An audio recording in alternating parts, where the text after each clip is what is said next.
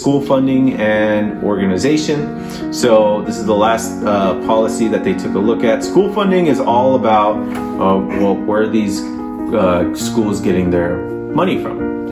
So a lot of the jurisdictions focus on equity, right? So they have some amount of money, they distribute it evenly amongst all the schools, and then they add in some money for any like special circumstances. And you see this a lot where there's a jurisdiction that has a lot of rural areas. So maybe like there's a small town way out in the boonies and it only has a few kids, but they still want it to be equitable to the education, like if you were in a large city where there's more people. So what they'll do is they'll supplement income for teachers that decide to go out there. So they go, oh, you have to go way out there, we'll give you a little bit of extra money in order to figure this out, in order to so that you can pay for, or it's worth it for you to teach in this rural and remote area. And things like that, right? So also for places that maybe are economically disadvantaged, they'll supplement them with like a little bit more money so that and it's really focused on the quality of the education, right? Can their quality of education be at the same level as if you had been lucky enough to have been born at a wealthy area? So socioeconomic status is not such a big deal. And that's, how they even made it into the book. Then the other part is school organization. So school organization refers mostly to like how schools are set up so that they can support their students and their teachers in getting all the work done.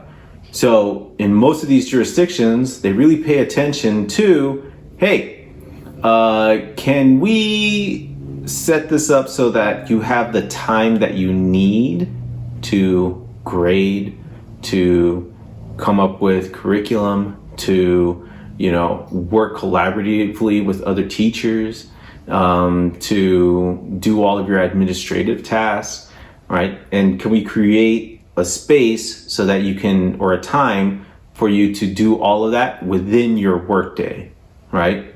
So that's also very different from what we do here in California. Funding, let's take a look at funding. Most of the funding in California comes, all right, so this is from greatest amount to least amount. Income taxes. Income taxes pay for most of our schools in California. What was really interesting was reading that in California, people that earn $500,000 and more pay 50% of all the taxes, right? That is insane. Like everyone else that earns less than them is like only pays the other half, I was like, wow, that's really interesting. I don't know, I just found that interesting. So most of the people that are paying for our education are rich people.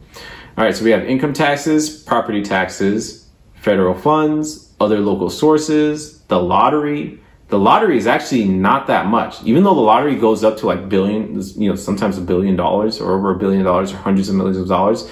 If you take all the taxes out of that and add it up to like what the total budget is for education in California, it only adds up to like 1%, which is pretty astounding, right? Yeah. So that's not what's paying for our education system. It's mostly income taxes. So all this money goes to the state, and then the state creates this formula. It's called the local control funding formula, and that's how they distribute out the monies. And the local control funding formula is mainly attendance rates, and there's like all these other subcategories for like if you keep K through third grade classrooms a certain size, then you get a little bit more money. Or if you have a lot of English language learners, then you get a little bit of more money. Or if you have a disproportionate amount of students that are free on assisted lunch, then you get a little bit more money. So there's like an incentive to kind of have a school that has a lot of assisted lunch and English language learners, which is interesting, So there's our funding. Now, that's for most school districts. Now, if you live in a school district where you have a lot of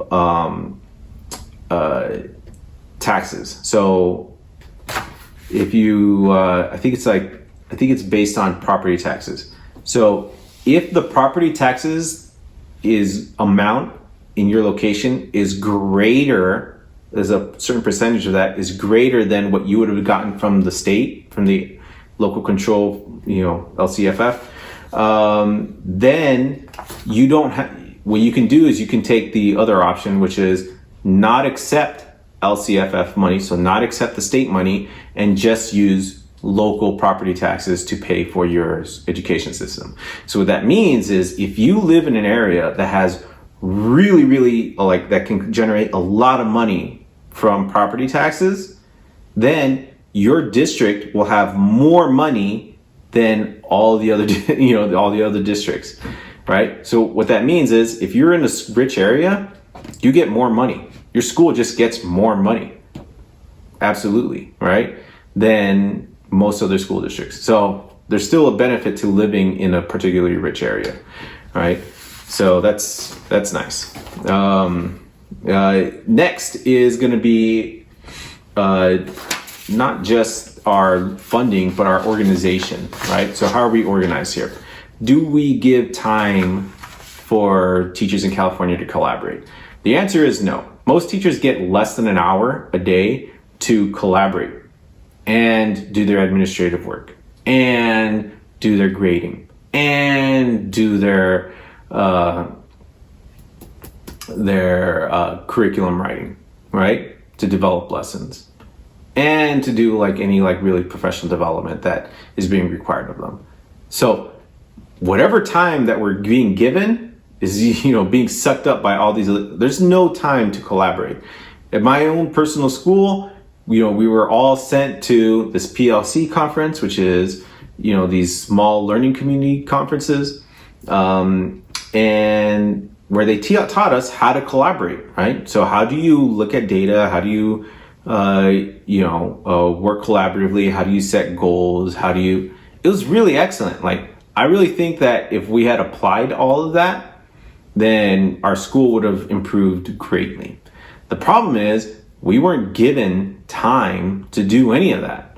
So what winds up happening is they give us a lot of time at the beginning of the year where we, do a lot of collaborating. And then when we get exhausted and we have too much work to do, all that just kind of disappears.